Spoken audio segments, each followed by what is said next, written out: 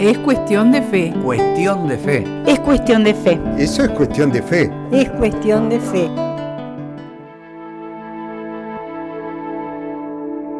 ¿Cuántas cosas puede decirnos una simple moneda? Hay mucha información en ella. Hay imágenes, inscripciones, fechas. Una moneda moderna nos da el nombre del país que la emitió, nos da a conocer algo de su historia, su geografía, su cultura, también el año en que se acuñó. Los expertos reconocen el metal o los metales que se han usado en ella, así como las proporciones de estos que suman o restan valor. En la antigüedad, los cambistas pesaban las monedas para verificar la plata o el oro que tenían realmente. El Imperio Romano conoció la inflación y a través de los siglos sus denarios fueron teniendo cada vez menos plata. Una moneda, precisamente un denario, su imagen y su inscripción tienen especial lugar en el Evangelio de este domingo. Recordemos brevemente el contexto. Jesús ha llegado a Jerusalén para la fiesta de la Pascua.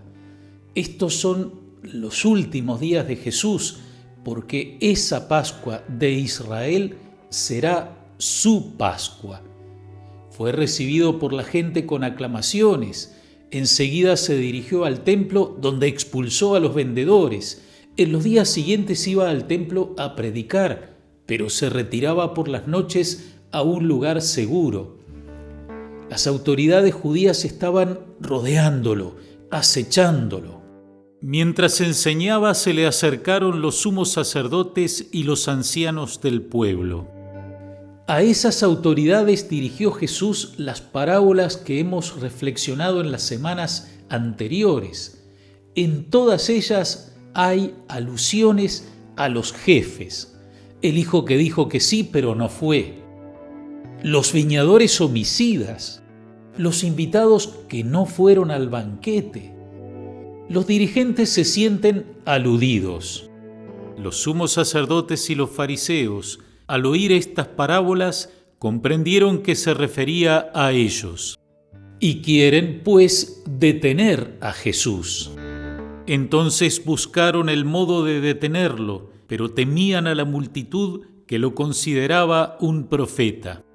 Ese temor es lo que les hace buscar otro camino para acabar con Jesús, tratando de que haga o diga algo que lo desprestigie. Los fariseos se reunieron entonces para sorprender a Jesús en alguna de sus afirmaciones. Así comienza el relato. La idea es preparar una trampa para Jesús, llevarlo a decir algo que lo haga pisar en falso y caer. Concebida la idea, forman un equipo y lo envían donde está Jesús. Y le enviaron a varios discípulos con unos herodianos. Llama la atención que los fariseos no van al frente, envían a sus discípulos. También llama la atención que estos van junto con unos herodianos. Eran los partidarios del rey Herodes Antipas, aquel que había hecho decapitar a Juan el Bautista. Herodes ha sido colocado en su trono por Roma. Fariseos y herodianos no son amigos. Tienen intereses y formas de ver las cosas bastante opuestas, pero aquí se unen contra el enemigo común. El grupo comienza a dirigirse a Jesús con una serie de salamerías, tratando de halagarlo, de que no se ponga a la defensiva. Así le dicen: Maestro, sabemos que eres sincero y que enseñas con toda fidelidad el camino de Dios sin tener en cuenta la condición de las personas, porque tú no te fijas en la categoría de nadie. Todo lo que dicen de Jesús es verdad. Es sincero, no tiene dobleces, enseña con toda fidelidad el camino de Dios. Nadie es más fiel a la voluntad del Padre que Jesús. No tiene en cuenta la condición ni la categoría de las personas. Recibe a todos con una especial atención por los más pobres y los que más sufren. Todo lo que dicen es verdad, pero el problema es que ellos no creen en Jesús. Y aquí viene la pregunta tramposa que han pensado. Dinos qué te parece. ¿Está permitido pagar el impuesto al César o no? ¿A qué impuesto se refieren? Los súbditos del Imperio Romano estaban sometidos a varios impuestos directos e indirectos. Entre los impuestos indirectos había impuestos sobre las compras y ventas, una especie de licencia para el ejercicio de un oficio o profesión, peajes y hasta un impuesto a la sal. Los impuestos directos eran el tributum soli y el tributum capitis. El tributum soli era el tributo sobre el suelo, el impuesto a la propiedad. Periódicamente se tasaban las propiedades y sus posibilidades de producción y en base a eso se determinaba el impuesto que el propietario debía pagar. El tributum capitis, impuesto sobre las personas, era el impuesto que caía sobre los que no tenían propiedades, hombres y mujeres que solo contaban con su fuerza de trabajo, desde los 12 hasta los 75 años. Era el impuesto más impopular, no solo en Palestina, sino en todo el imperio, porque era el signo de la dominación de Roma sobre pueblos conquistados. Muy posiblemente es a este tributo al que se refiere la cuestión planteada por los enemigos de Jesús. Volvamos a la pregunta que le hacen a Jesús. Se trata de un verdadero dilema. Tanto un sí como un no traerían inmediatamente problemas a Jesús. Si Jesús dice que no, mucha gente lo aplaudiría, pero inmediatamente tendría problemas con las autoridades romanas. Decir que no se debe pagar el impuesto al César sería un acto de rebelión. Aunque Jesús no hiciera más que decir eso, es muy posible que se generaran tumultos y Jesús sería el culpable directo. Para que no pensemos que esto es exagerado, anotemos que más de 30 años después de la muerte de Jesús, habrá una gran rebelión en Judea contra los romanos. Se desencadenarán 3 guerras judeo-romanas que terminarán con la caída de Jerusalén y la destrucción del templo en el año 70 y la caída de la fortaleza de Masada en el año 71. Después de esas guerras, el peso de los impuestos sobre los habitantes de Judea será aún mayor. Si Jesús dice que sí, que hay que pagar el impuesto, se pone claramente del lado de los opresores frente a la gente más pobre que él ha defendido y quedaría así sumamente desprestigiado. Vemos entonces que por un lado o por otro, esas respuestas llevarían a la caída de Jesús. A las palabras falsas con que pretenden adularlo, Jesús responde con una sola palabra: hipócritas. Inmediatamente agrega: ¿por qué me tienden una trampa? Muéstrenme la moneda con que pagan el impuesto. Ellos le presentaron un denario. Decíamos al principio que una moneda tiene mucha información. Al ver la moneda, Jesús les preguntó: ¿de quién es esta figura y esta inscripción? Veamos qué es lo que nos muestra un denario del tiempo de Jesús. En el anverso de la moneda tenemos la imagen del César. El César es Tiberio.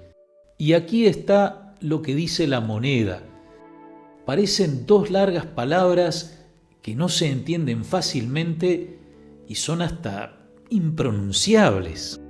En realidad son palabras abreviadas y puestas una al lado de la otra. Vamos a irlas descifrando en la misma moneda. Ti son las dos primeras letras de Tiberio, el nombre del emperador. César, la A y la E juntas se leen como una E, por eso no es Caesar, sino César. Divi, de divus, divinus, divino, lo propio de un dios. Divi quiere decir del divino. Esa AVG se lee AUG. Esa V corta es en realidad una U, es la abreviatura de Augusto. En este caso sería Augusti, o sea, de Augusto. La F es la abreviatura de Filius, hijo. Augustus, Augusto, pero aquí referido al apellido de Tiberio, como veremos. La frase completa es Tiberius César Divi Augusti Filius Augustus. Y la traducción es esta: Tiberio César Augusto, hijo del divino Augusto. Vayamos un poco a la historia de Roma para ver a qué se refiere todo esto.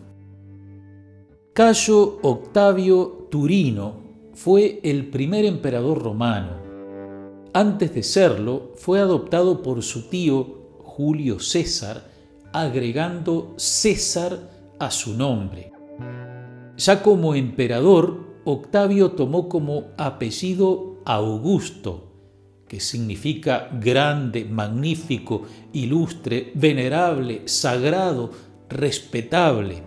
A su muerte, Octavio Augusto pasó a ser llamado Divus, el divino Augusto, y se estableció un culto religioso en su honor. Tiberio fue el segundo emperador romano, sucesor de Augusto. Sus padres fueron Tiberio Claudio Nerón y Livia Drusila, que se divorciaron para que Livia se casara con Octavio, que ya estaba en camino para convertirse en el primer emperador.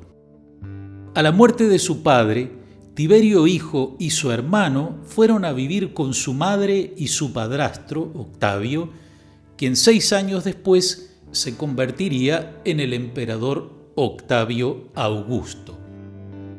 Ya emperador, Octavio adoptó formalmente a Tiberio como hijo suyo.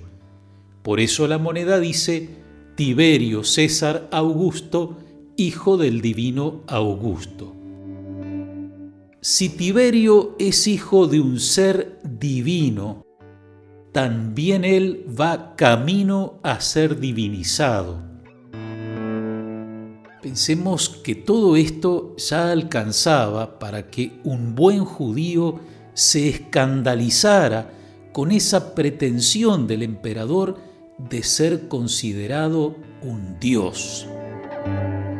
Yo soy el Señor y no hay otro, no hay ningún Dios fuera de mí. Esto dice Dios por boca del profeta Isaías, dirigiéndose a otro poderoso de tiempos aún más antiguos, Ciro, rey de los persas. Pero la moneda tiene también un reverso y allí aparece otra inscripción, esta vez más fácil de leer que la del anverso: Pontif Maxim, Pontifex Maximus, es decir, el máximo sacerdote, el sumo pontífice. Ese era el título que se otorgaba en la antigua Roma al principal sacerdote del colegio de pontífices. Era el cargo más alto dentro de la religión romana. Pero en la concentración de poder que fue haciendo sobre su persona el emperador Augusto, unió ese título a los atributos del emperador y así se transmitió a sus sucesores. Por eso también lo tiene Tiberio.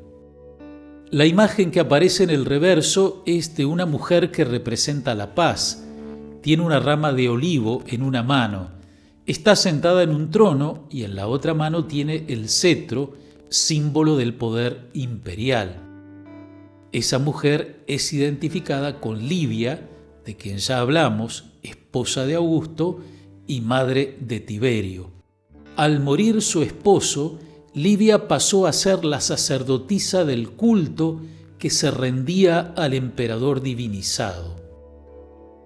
Vemos que todo en esta moneda, para un judío creyente, es idolatría y blasfemia. Volvamos a la escena. Los discípulos de los fariseos y los herodianos responden a la pregunta de Jesús, que había preguntado ¿de quién es esa figura y esa inscripción? Le respondieron: del César. Jesús les dijo: den al César lo que es del César y a Dios lo que es de Dios. Esa es la respuesta de Jesús. Es una de las frases más citadas de Jesús y también de las más llevadas y traídas para uno y otro lado. Algunas reflexiones que podemos hacer. Los fariseos no están muy de acuerdo en pagar el tributo al César, pero lo pagan porque no tienen más remedio. No les gusta la imagen ni la inscripción, la consideran blasfema, pero llevan esas monedas en sus bolsas. Recordemos que el denario era la moneda con la que se pagaba el jornal, como en la parábola de los obreros de la viña, que reciben todos el mismo pago a pesar de haber trabajado diferente número de horas en la jornada. A cada uno se le dio un denario. En cierta forma, Jesús les está diciendo: muy bien, si ustedes no quieren pagar el impuesto, tampoco se queden con la moneda del César. El verbo que traducimos como den al César, del verbo dar, se puede traducir también como devolver. Devuelvan al César lo que es del César. Podríamos pensar que Jesús está diciendo: devuélvanle su moneda, no la usen más. Pero eso no sería fácilmente posible. Sin embargo, el acento más fuerte de las palabras de Jesús hay que buscarlo en lo que dice a continuación: den a Dios o devuelvan a Dios lo que es de Dios. ¿El César pretende ser hijo de un Dios? No lo es. ¿Pretende ser el sacerdote máximo? Tampoco. Jesús pone las cosas en su lugar. Dios y el César no están en el mismo plano. Jesús no piensa en Dios y el César como si fueran dos poderes equiparables, cada uno en su propio campo, cada uno con la capacidad de exigir sus derechos frente a sus súbditos. Recordemos: yo soy el Señor y no hay otro. Del Señor es la tierra y cuanto la llena, el orbe y todos sus habitantes. ¿Qué puede ser del César que no sea de Dios? Sus mismos súbditos son hijos e hijas de Dios. Solo a Dios pertenece la vida de los hombres y mujeres que Él ha creado. La imagen del Creador está estampada no en un denario de plata que los sucesivos emperadores irían devaluando, sino en el corazón de cada hombre. Ese sello del Creador en cada ser humano es el fundamento de su dignidad, de la dignidad inalienable de la persona humana, de la que repetidamente habla la enseñanza de la Iglesia y que últimamente con fuerza ha recordado el Papa Francisco en su encíclica Fratelli Tutti. La persona humana no es un medio para ser usado, como lo son las cosas, sino un fin en sí misma. Cuando los discípulos de los fariseos y los herodianos le dicen a Jesús: tú no te fijas en la categoría de nadie, están diciendo justamente eso, que Jesús reconoce igual dignidad a cada persona. Puede ser un notable como Nicodemo, pero también un leproso que quiere ser limpiado, un ciego que grita en el camino para que le devuelva la vista, o una mujer samaritana a la que Jesús no tiene problema en pedirle agua y ofrecerle el agua viva. Dice Francisco: si toda persona tiene una dignidad inalienable, si todo ser humano es mi hermano o mi hermana, y si en realidad el mundo es de todos, no importa si alguien ha nacido aquí o si vive fuera de los límites del propio país. Y agrega: si hay que respetar en toda situación la dignidad ajena, es porque nosotros no inventamos o suponemos la dignidad de los demás, sino porque hay efectivamente en ellos un valor que supera las cosas materiales y las circunstancias y que exige que se les trate de otra manera, que todo ser humano posee una dignidad inalienable es una verdad que responde a la naturaleza humana más allá de cualquier cambio cultural. Amigas y amigos, el respeto por la dignidad de cada persona humana creada por Dios, el reconocimiento del valor único de cada vida, el ver a los demás como hermanos y hermanas es lo que nos lleva a tratarlos como nos gustaría que nos trataran a nosotros mismos y a buscar el bien común. Eso también es dar a Dios lo que es de Dios. Gracias por su atención. Sigamos atentos a cuidarnos unos a otros. Que el Señor los bendiga y hasta la próxima semana, si Dios quiere.